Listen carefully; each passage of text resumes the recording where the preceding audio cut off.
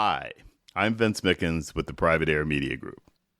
Welcome to a very special podcast edition of All Things Aviation and Aerospace, produced on location at what is described as the greatest celebration of aviation on the planet, the Experimental Aircraft Association's annual EAA AirVenture at Whitman Regional Airport in Oshkosh, Wisconsin.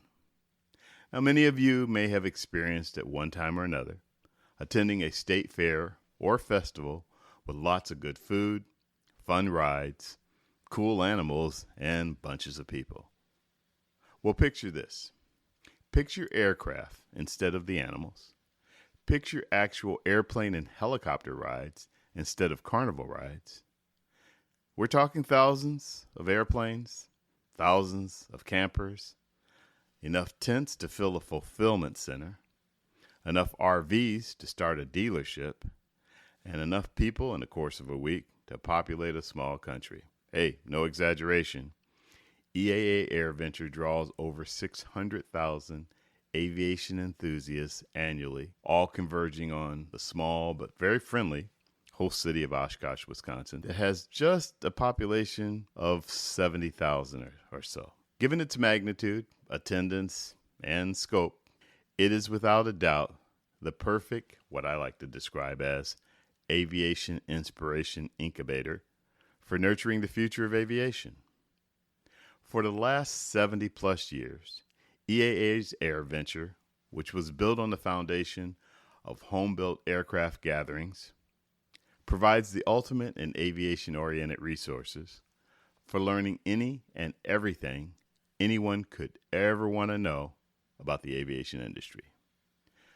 Besides the air shows daily, the nighttime air shows, the over 3,000 show planes on display, and the hundreds and hundreds and hundreds of presentations, workshops, forums, and a slew of other aviation activities, my biggest enjoyment is actually having the chance to talk in this environment with companies like Airbus Americas and Delta Airlines about aviation career possibilities, aviation career opportunities, and quite frankly, all things aviation and aerospace. So here I am at the Airbus Pavilion, which has a fantastic view of the air shows, by the way, as I sit down with four very inspiring aviation industry professionals to get their take on what lies ahead, but more importantly, what is accessible now and how to inspire the next generation of aspiring young aviators. Now I have with me Captain Patrick Burns. Pat is the Vice President of Flight Ops, and he is a System Chief Pilot for Delta Airlines. Pat, welcome. Thank you, Vince. I'm glad to be here. Hope you're having fun at Oshkosh this year. Having a ball and loving the weather. You know, it's a little cooler, so it's a little more tolerable, but it's great. How about yourself? I'm having a great time. First time here. It's one of those, bucket list items for any av geek like myself and you, I know. But it's a great reason to come this year, representing Delta Airlines and bringing that awesome 330 Neo in with us. I know. Isn't it an amazing show? It's crazy. I think I've walked 1,000 miles already, and I've seen and heard of airplanes I never knew existed. It's amazing. Yeah, and this is about my 10th time here, and my legs are hurting already from being all over the place. Pat, I appreciate you taking the time to join the show and to talk about some things. So you're Vice President of Flight Ops and System Chief Pilot. So why don't you tell us a little bit about what you do and what that means for Delta? Certainly. So my role as System Chief Pilot is, we've got pilot bases throughout the country, and each of those bases has a chief pilot. And those chief pilots kind of roll up in an organizational structure that ultimately gets to me. So my role is to support and lead the almost 14,000 pilots at Delta Airlines and the leadership structure that supports them.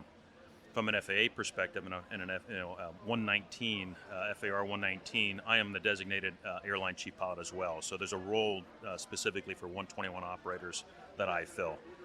In my shop is also a quality assurance and compliance, pilot selection, development, so hiring pilots all rolls up under my shop as well. We coordinate safety programs through my shop. Line operations, so moving airplanes block to block throughout the system, throughout the world, rolls up under my shop as well. So I got some things to do. Yeah, you're just a little busy. One of the things that we try to do with the show is really let people know of the opportunities and that type of thing. And with you being on the flight ops side, obviously we're going to talk about the pilot aspect of things. But you guys have a great program called Propel.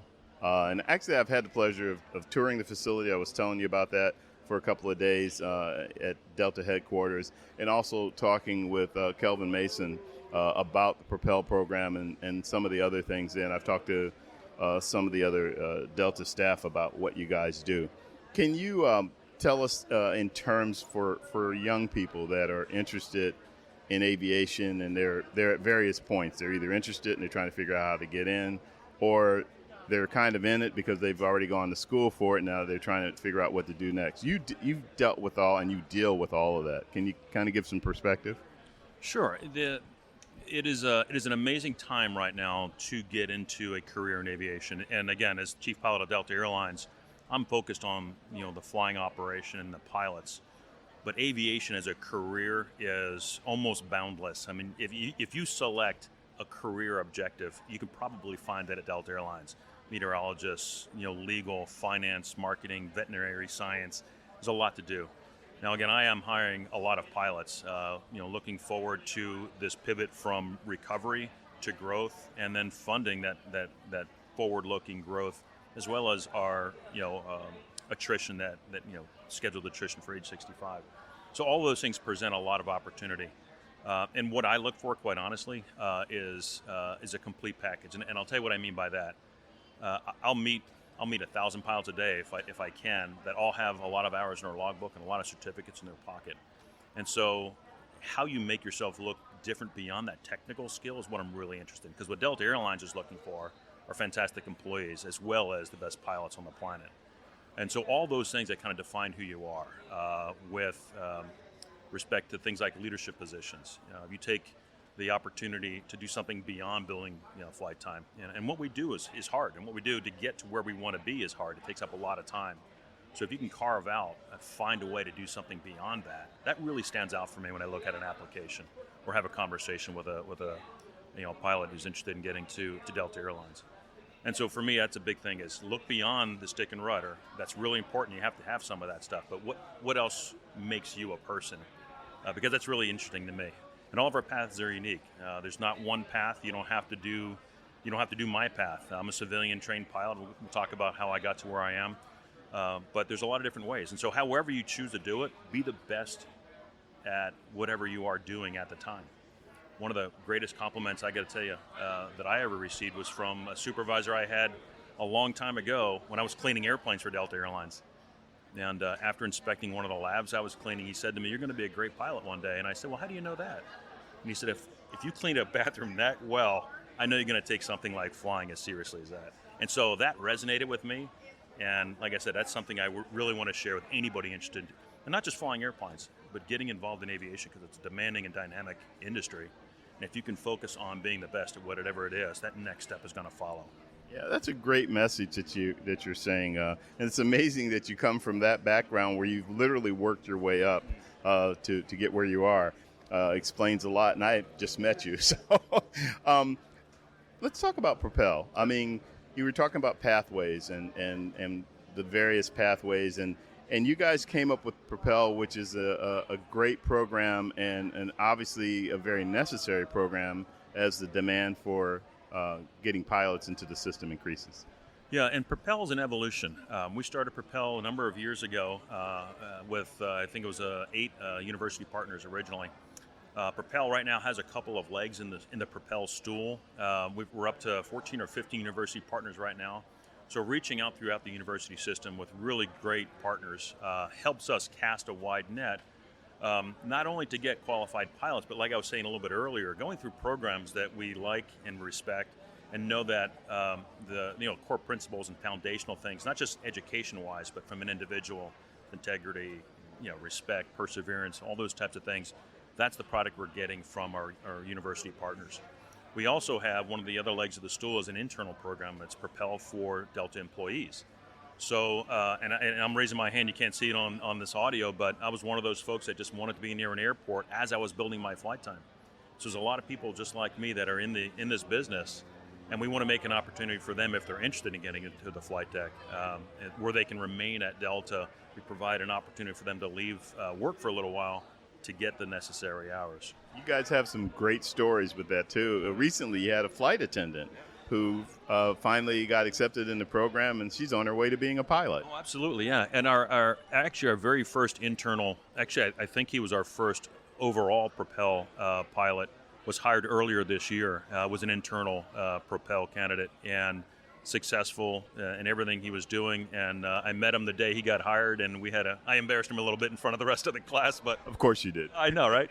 But yeah, it's like I said, this opportunity should be available to anybody who's interested in doing it. You have to do all the things that are required, certainly by the FAA, and you have to meet Delta's hiring standards. Again, we want the best and the brightest, but this should be available to anybody interested in doing it. And Propel's designed to expand those opportunities. We're working on evolving Propel even more beyond the university program, beyond the internal program, to something else that we'll hopefully share a little bit soon. Yeah, that sounds good. Well, while we have a few more minutes, how about you tell us a little bit about how you got into aviation? You mentioned earlier that you worked your way up the ladder, but how did it all start for you, and when did Delta come into the picture? I was one of those lucky kids that always knew what I wanted to do. But it's funny because I hear a lot of people say the same thing. I didn't know how to get from where I was, in any part of my youth to flying airplanes. And I thought military was the only path. And so that was my initial plan, was to go through the military. My eyes didn't meet early 80s military standards. And I thought my career, my flight dream was over until I, for the first time ever, stepped into my guidance counselor's office. And he opened the door and said, hey, no, you can do all these other things. And so he connected me with a couple of universities, which I applied to. And I attended Embry-Riddle University out in Prescott, Arizona. Of course you did. Right. But I was also in a difficult position financially, where I couldn't afford flight training and college, especially, in a private school. Fantastic university, but it was beyond my financial means. And so I tell people this all the time. I was smart enough to know that if I'd quit college and gone to flight school, I'd never go back to college. So I had to park flying, and I finished my degree at Embry-Riddle, and I started flying afterward. What did you study, by the way? So I initially was an the professional flight, right, which was aeronautical science. And then I went to an aviation management degree, thinking I'd never use an aviation management degree. And here I am, vice president of flight operations, right? So I graduated, had a really good experience with Embry-Riddle. But again, I wanted to be near an airport, near the smell of jet fuel, to stay focused and stay motivated. So I applied for a position in Philadelphia, which is near where I'm from, and I got hired on the ramp in Philly. And that was in 1989. And so I started there, and Philadelphia was small enough where after learning, all I needed to learn, or all I learned on the ramp, worked with the station leadership, and they put me on the ticket counter and the gates and baggage service. Wow, so you did it all. A little bit of everything, yeah. And then eventually I went into cabin service and cleaned airplanes for a year and a half, the whole time building flight time. I transferred out of Philly down to Dallas, and I ended up working in the reservation sales office in Dallas, selling tickets. Did a little bit of marketing support, and I finally got to the point where I had more time. I had more flying available than there was time in the day, so I reluctantly had to leave Delta in the mid-90s. Again, this is where Propel comes in, because if there was Propel, I could take that Propel break and come back. But I had to leave Delta. In very typical kind of a civilian route for me. I flight instructed after getting my 250-something hours. I flew 135 freight, and then I got hired by a regional airline for the TWA system back in the mid-90s.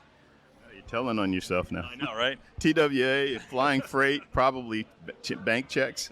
Yeah, and a lot of bodily fluids, too.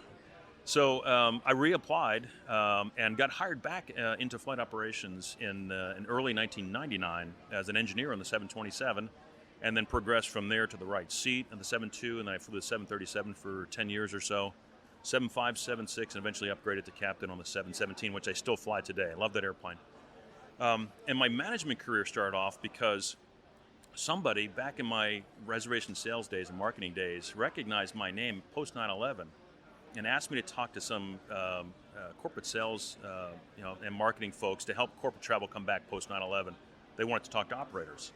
So I did that for a little while, and the chief pilot in New York asked me to interview for an assistant chief pilot job in New York, and that was back in 2004, I think it was.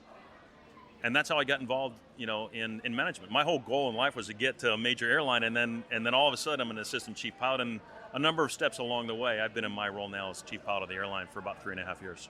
Yeah, that as we wrap up, that really brings things to fruition on this because, one of the hardest things to get the younger generation to understand is no matter what you're doing, in your case, you were doing it in the airline, but it wasn't really, it leads to other opportunities that you may not have ever thought, so it goes back to the quality of the employee that you're talking about.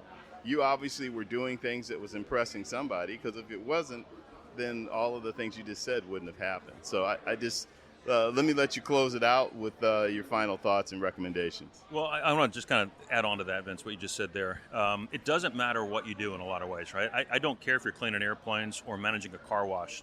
Be the best car wash person they've ever seen. Just kill it.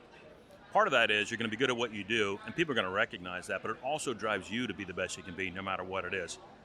So don't think for a minute that you're going to be professional when you get to an airline if you're not professional on your way, right? And the other thing I really want to impress upon everybody is enjoy the journey. Whether you're flight instructing, towing banners, whatever it is, military route, any other career in aviation, enjoy the ride because it's a fun ride. And it's hard work, but it's a fun ride, so enjoy it so that when you get to whatever dream job you think you want to have, you're going to enjoy it even more. Couldn't have said it better. Thank you so much, Pat, for joining me. Yeah, thank you for having me. Again, that was Captain Patrick Burns, the Vice President of Flight Operations and the System Chief Pilot for Delta Airlines. Pat was part of the Team USA flight that came in on the Airbus A330-900neo, which was parked on the Boeing Plaza ramp for about a day and a half and marked Delta's inaugural visit in a unique and splashy sort of way here at EAA AirVenture and was open for public tours. Talking about the Airbus A330 makes for a perfect segue to the world of Airbus engineering. Okay, we're here with John O'Leary, Vice President of Engineering for Airbus Americas. John, how are you? Doing well, Vince. It's a great show. You having a good time? I'm having a great time. It's great to see you again. You were here last year and on all things aviation and aerospace, and it was really good to chat with you then, along with Amanda and Jeff Niddle. So, we try to do what we can to inspire the up-and-coming generation, next generation. They've got all kinds of, we call it everything, our future, to get into the industry, but to let them know about the different opportunities that are there. You and I have had some real interesting conversations, so I thought we could start out by updating me as to the programs that you're currently involved with and that are currently involved with Airbus, and tell us a little bit more about that. You bet, Vince. There's two programs in particular that we're engaged with. One is out of FlightWorks, Alabama, and within that organization, they have a program called We Build It Better, which is aimed at middle school students, really is aimed at getting kids over a one-year program engaged with the physical world, if you will. It's about problem solving, teamwork, but also gets them engaged with the hands-on tools that you need to build something. Micrometers, steel rulers, figuring out fractions, and just working back and forth. So that's one really excellent program that's aimed at middle school students, been very successful, and is in probably 8 different states now. The other team that we've worked with for about 5 years, and that's Tango Flight. And Tango Flight does a high school airplane build program where they build an RV-12, and the challenge is you build it, you fly it. So it's really aimed at sophomore through seniors type level. The thing is, what we really like about these two partnerships is both of them have figured out how to engage the K through 12 system. So they come into the school system not just with a bunch of information, but rather a structured program that says, here's a curriculum, here's a courseware, and we'll also train your educators and help them get familiar with it and get comfortable with it, and then guide them through the education process. We find that that's extremely successful. Rather than being a short-fused 4-hour conversation, it extends over a year or 2 years or multiple years. Yeah, that's great. So how do you for these programs, how do you get the kids involved or interested in it? We rely on the schools to do that. We don't try to set any kind of necessary criteria. What we find is that once the kids get hands-on and they see what they're doing, the enthusiasm just builds very quickly. It's a lot of things that are new to them, and this is going to sound like I'm the old fart that I am, but they've done so much virtually that now they're getting hands-on and touching things in a physical environment, and it's a whole different feel for them. Yeah, I can join you in the old fart club because that goes back to what we used to call industrial arts, right? There you go. It was the old shop class. The old shop class, yeah, exactly. But the hands-on, as you said, there really isn't any replacement for that. I mean, and I've seen the excitement from the aircraft, the RV-12 being built, and some people that were here last year that were involved with that, and just how excited they are. On that note, this usually ends up leading to what, from what you can see, as far as their growth into aviation? What we found, especially with the RV-12 build program, we've seen some of the students go on either into the military, straight into business in the business of aviation, or go on to a 4-year school. One of the young ladies that we first took flying about 5 years ago is now a fatigue and damage tolerance engineer, I'll just say at a local Wichita company, not at Airbus yet. But yeah, we've seen a number of students just move into aviation. And the common theme is we had no idea that there was so much you could do in aviation. Because when you think about aviation, you think, well, I'm not sure I want to be a pilot. But there's a lot inside the business of aviation that goes beyond being a pilot or a technician or an engineer. Absolutely, and that brings to the point that the various opportunities in the industry that we hear about being a pilot, which is great, and we hear about being an AMP, airframe and power plant, but we don't hear about all the other things that are part of that or are an extension of that, etc. Oh, you're right. If you look around this pavilion, we have communication professionals, we have some lawyers, we have supply chain management folks, procurement folks, customer support. Just a huge background. They're not all coming out of a 4-year technical school. And we need every bit of that to keep the industry going. Yeah, I'm looking forward to interviewing a couple of the newbies, I call them. They're fairly new with Airbus, and they're just getting started. And when I asked them what they did, I thought, oh, wow, okay, that's cool. It was something different, procurement or whatever the case may be. So I can't not chat with you a little bit about your background because you have been in this for a long time, and we've talked about it before, but what inspired you to go the direction that you have in terms of engineering? Like many folks that are kind of in our generation, at least for me, it was the Apollo program, going to the moon. I was 12 years old or whatever. I looked up at the moon and said, well, I'm going to do that. I want to be an astronaut. And I had already loved the idea of flying and loved aviation. But it was the Apollo program that really inspired me to say, that's what I want to do. And then from there, it just went from there. And on that note, what do you think of, because it seems like we're in another cycle with space exploration, with SpaceX and Blue Origin and Virgin Galactic, and the beat goes on. And what do you think about those? Do you agree with me? Do you think it's kind of cyclical, it's coming back again? Because we haven't seen this kind of a surge, in my opinion, since the 60s. And that's part of the story we got to tell. It's not the giant, everybody's focused on putting somebody on the moon, although I think we are going back there. But it is the breadth of things that are going on with urban mobility, with drone technology, AI, just an entire suite of technologies that are continuing to grow. And really, it's kind of another golden age of aviation that's beginning to kick off. Yeah, as an engineer, that must be exciting for you, the way Airbus is a future-thinking company and is always looking ahead at what's going to be down the road 10, 20, 30 years from now. That's exactly right. Just as Guillaume has said many times when he talks about sustainability and what we're going to do on the next program, he likens it back to the 1980s when we said, well, we're going to do fly-by-wire. Nobody else was doing that. They thought it was a crazy idea. Well, now we're looking at what's the next really sustainable answer. If it's SAF, if it's all of the above, if it's hydrogen, if it's electric, we're going down all the paths and exploring it all, going to high altitude to understand what happens in the contrail if we're dumping hydrogen exhaust, moisture, doing every bit of that. The Perland project that we've got here at the booth, it's about that, exploring the upper atmosphere. What's the impact on the environment of aviation? How do we move people? So the company is continuing to stay very much engaged in everything forefront of aviation.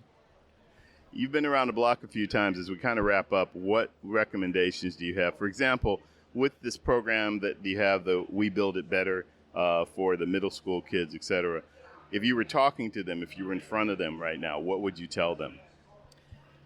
I would say, first of all, find what it is that you want to do. explore different options, different opportunities, look around. It might be in aviation, it might be someplace else. Work hard, get an education, because you're going to be working for the next 50 years and you're going to want to love what you're doing. Yeah, you're not going to want it to feel like work. Exactly right. Well, John, it's been a pleasure to have you on again and talk with you about this. And it sounds like you guys have some great programs, and I just love your enthusiasm, too. Vince, thank you very much. It's always a pleasure to talk with you, and hope to see you again in the future. Absolutely. Well, let's enjoy the show. You guys, as a matter of fact, the one aircraft you're talking about is going to be flying today, right? The Pearland's going to fly today. That's exactly right. I don't know what the show is going to look like. I think they drag it up to a few thousand feet, let it go, and do some passes. And then we'll have it here on the booth right next to the RV-12. Oh, fun. I look forward to that. Well, thanks a lot, John. All right. Thanks, Vince. Once again, that was John O'Leary, the Vice President of Engineering for Airbus Americas, sharing a lot of valuable information about the Tango Flight 1 RV-12 project involving high school students building a full-size two-seat flyable airplane, and the FlightWorks Alabama initiative, We Build It Better, designed to get middle schoolers engaged in introductory aspects of airplane construction. All of this, of course, leads to my next conversation about research and technology. So we have Amanda Simpson, Vice President of Research and Technology, Airbus Americas. Amanda, how are you? Hey, I'm great. It's a beautiful afternoon here in Oshkosh, so what could be better? So you were talking to me about something that was pretty exciting. Of course, you know what we do, and this is to really inspire the next generation in terms of opportunities for them in the industry and take it beyond, being a pilot's cool. I'm a pilot, mechanics, great, A&P, but there's so many other things. And, you're in research and technology, and you were telling me about some pretty exciting projects that you're involved with. And can you tell us a little bit about that and then put it in terms of the opportunities for somebody that's saying, hey, I might want to work for Airbus and, what could I do? One of the things I go back to is our company purpose, which is we pioneer sustainable aerospace for a safe and united world. And you think about those 10 words, and right up front is pioneer. We have been an innovator in the aerospace sector since pretty much the day the company was founded a little over 50 years ago now. And the second is sustainable. And sustainability is becoming a big buzzword in the industry now. We've been looking at it for quite some time, but it's picking up the momentum, and what we're working on, whether it's using new fuels in the aircraft that we have so that we reduce the carbon impact on a life scale, or looking at all electric aircraft, advanced air mobility, and exciting things like that, or the future fuels like hydrogen, whether they're going to be combusted in engines or through fuel cells converted to electricity to drive large motors, and scaling all that up to be really industrial and commercial so that we can get those things into operation so that the aerospace industry can be net carbon zero by 2050. And we think about how, 2050, that's forever from now. Not really. Not in this industry, it's not. Development timelines, certification issues, these are long-range things that we're working on. So, you talk about opportunities. The number of engineers and researchers that we have working around the globe, particularly here in the U.S., on some very interesting topics that are going to be the keystones, the bricks that we're going to use to build the next generation of airliners. It's the time, airliners and helicopters and all the things that we do, it's the time not to make incremental change, but to make that revolutionary step in what's going to be the next generation. And there's some really exciting stuff going on. Yeah, that's great too, because it shows that Airbus is very conscious about our future and what that holds for all of us here on the planet. You were mentioning something about one of the projects that you're working on is dealing, I would say, with atmospheric science. Can you tell us a little bit more about that? Well, sure. This matter of fact, this afternoon here, we're going to have a flyby, the first public flight demonstration of our Perlin 2 glider, which, some people remember a few years ago set the world altitude record for sustained flight at 76,214 feet. I think, don't quote me on that. It's very high. 124 feet, whatever it is, higher than the U-2 flies, and they did it without an engine, which is awesome. But the key is they're working and collecting data at a part of our atmosphere, and not having an engine on board, they can get absolutely clean, credible data at these altitudes to understand more what's going on with the ozone layer, what's going on at the border of the troposphere and our atmosphere. What are the impacts of climate change? So that's one issue. That's a pretty big team. Go ahead. Oh, no, go ahead. No, I was just going to say it's a pretty big team working on something like that there's so many different aspects of that in terms of disciplines that would apply. Right, and so, next year they're going to go for they're going to try for 90,000 feet. So that's their next summer's goal.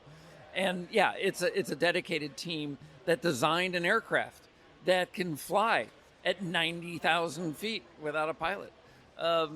So there's the whole thing. And then we're taking that crew with that expertise and applying it to understanding, so what happens when you do use an engine at some of these altitudes. So we have a project that we just announced called Blue Condor. We have a pair of identical gliders, and we've equipped them with small turbine engines. One of them is going to run on kerosene, Jet A, that we use today, and the other one is being modified to burn hydrogen. And these two gliders, which are currently in Nevada, undergoing their testing and their development, will be flown up in the Dakotas this winter to measure the difference of the emissions that are coming out of those. So what happens when you're we know a lot about when we're burning kerosene, but what happens when we burn hydrogen? We talk about that it's only going to have water vapor, but what other things might come out? Are we going to get any nitrous oxide because we're operating in a nitrogen-based atmosphere? But is there going to be sulfur oxide? We don't think so. What are the impacts on? Are we going to actually create more?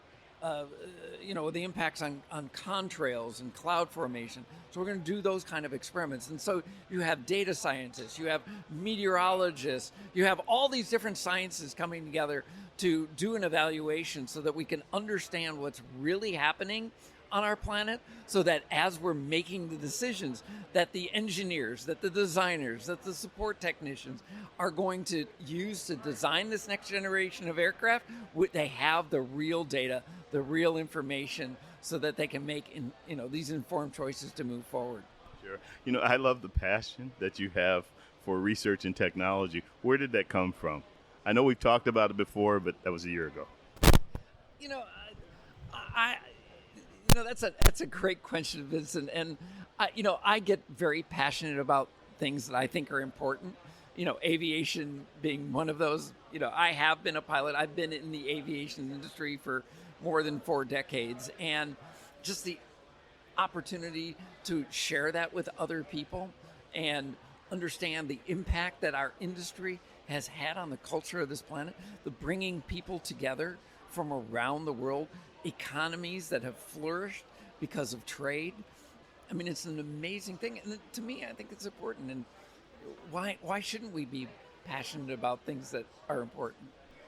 What kind of encouragement and advice do you have to those who are interested in being involved in some of the things that you do, specifically for Airbus?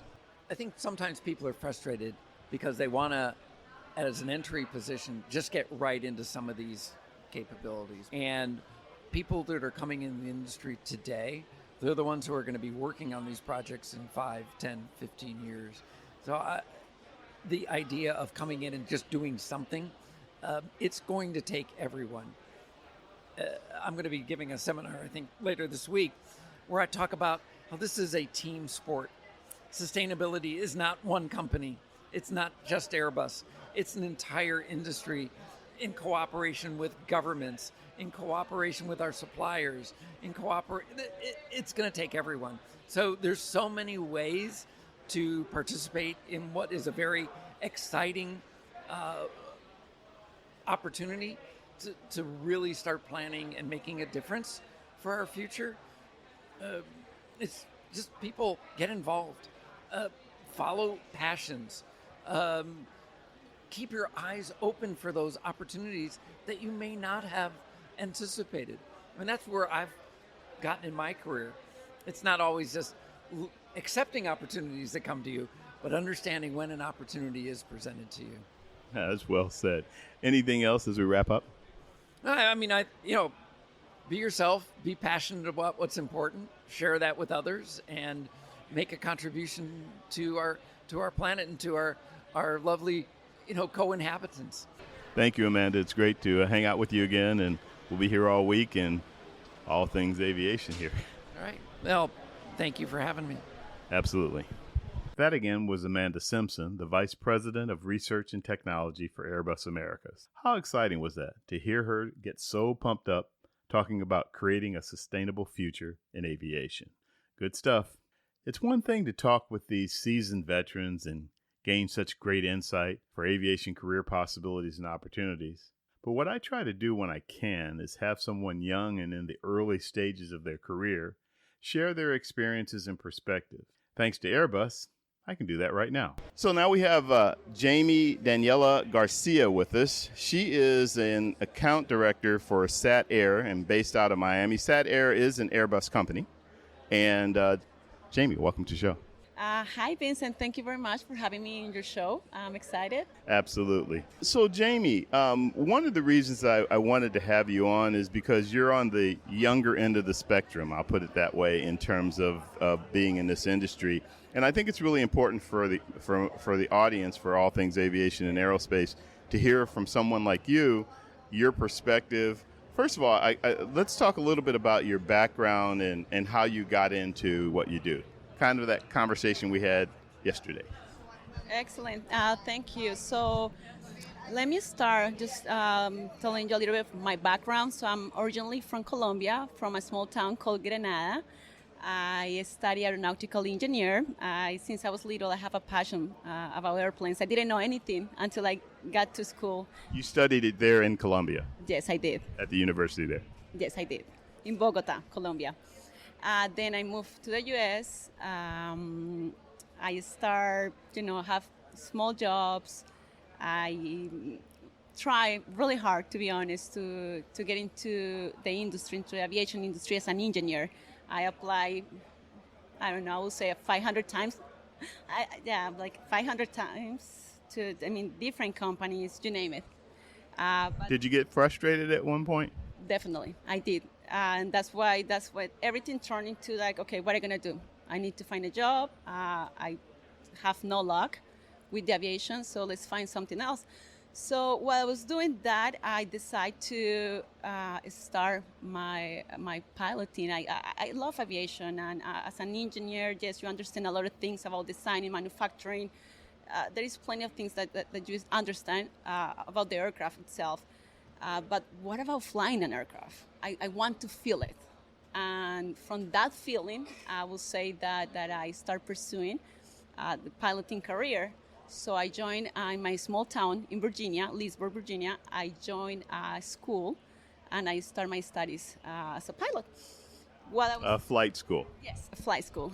While I was doing that, I started working for Bank of America in sales and services. Nope. You went left there. Bank of America. Nothing to do with flying. I'm just kidding. They actually have a corporate flight department. But I'm messing with you because I knew that ahead of time. Okay.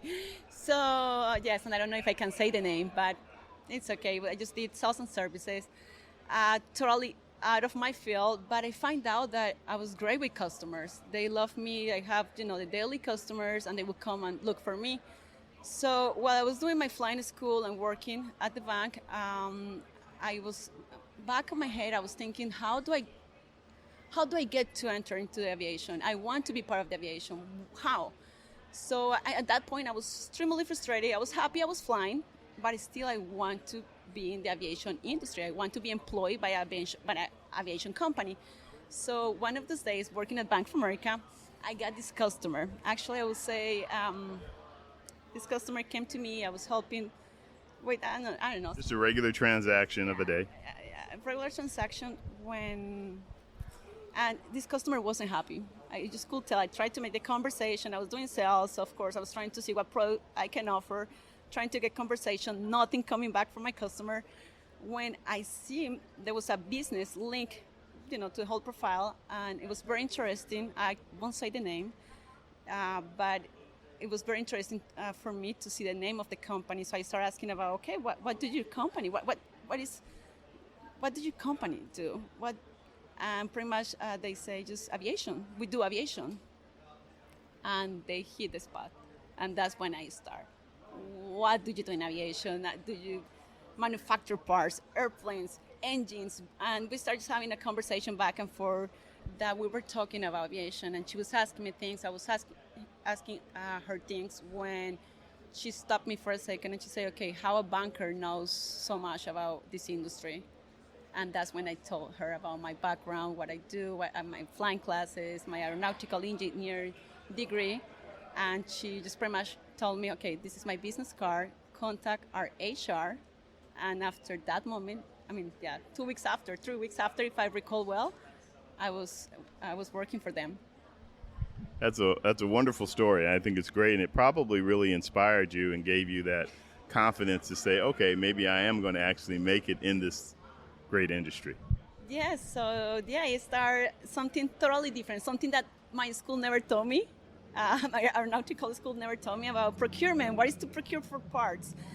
What is to just, how is the customer service in the aviation industry? The different levels of customer service. So that was totally new. So pretty much I will say it was like a starting over. Of course, it's important to have the knowledge of the, what an aircraft does, the meaning, that really helped me.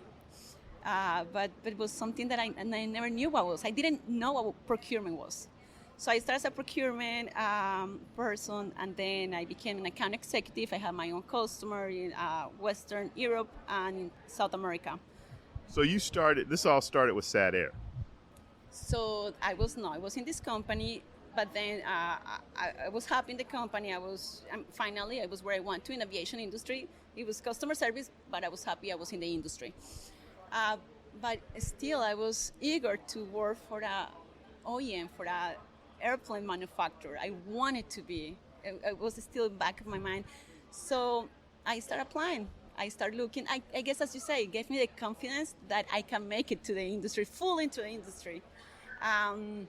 So I started applying, looking at different companies, and that's how I came across Airbus. I saw a position to be part of the AOG team. I applied. I got the interview, I got hired, and that's where I'm here right now. And how long ago was that? This was 2017. Okay, so it's been about 5 years. Yes.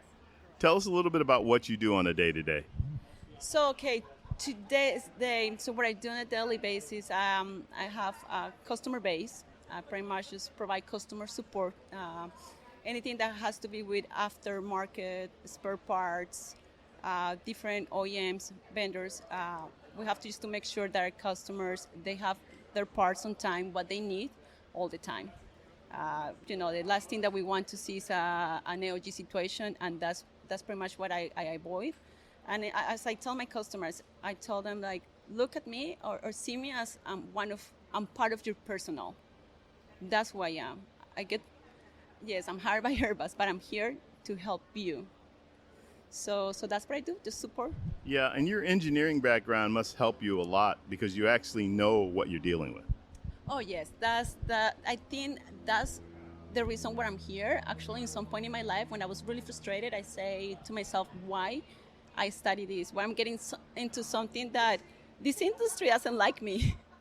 I thought the industry wouldn't like me. I'm like, okay, I have my private license. I don't know if I'm gonna go for the commercial. I did my aeronautical engineering, but what's going on with this? So no, but definitely it helped me, gave me the tools to understand the basic, not the basic, I will say the base of our industry. What we do is airplanes. And I know how an airplane flies. I know the different components. I know a lot about, so that's why I'm here. So what's admirable about you and about that is that you stuck with your goal no matter what. So you had some challenges, you had some detours, you even derailed for a minute and went into another industry for a little bit. which actually ended up bringing you into aviation just by happenstance. And then you took that and you ran with it. And I think it's an important message for the audience that listens to this show because and watches the show, because they are the ones that are trying to figure out, or as we like to say as a pilot, navigate their career and figure out where they're going to go next and things like that. That being said, what advice now with all that you've been through, coming from another country, coming with a degree in something that you're interested in, but taking some time to get there, and then I would take a guess and say you probably never thought you might be doing what you're doing now? You're 100% right. I never thought that I will be in a customer service position at an aircraft manufacturer, like aviation company. I thought I'll be working in part of the maintenance team in a hangar, designing airplane, something totally different. But what I will say is that no matter what you do in life, as long as, and what it helped me to be where I am to this day, is that I always had a goal. I always saw where I wanted to be, but I didn't know how to get there. And it doesn't matter how to get there, because we can plan. You can plan all you want, and plans are important, but that's not gonna be the pathway. So I thought it gonna go one way. I got frustrated. I stopped many times, but I guess my ego and my goal and how I visualize myself doing is what it kept me trying. And I will say to everybody that listens to this podcast that no matter what, just keep visualizing. Where do you see yourself? Keep that goal in mind. Never let anybody say, you know what, that's not for you. They don't know. You know, if you see it, you know it's there. And the way, the route, anything will come. Life will make it happen for you. So don't worry about that. Just keep trying, and you will get it. That's what I would say. So Airbus is a great company, and Satair is a part of that with what you do.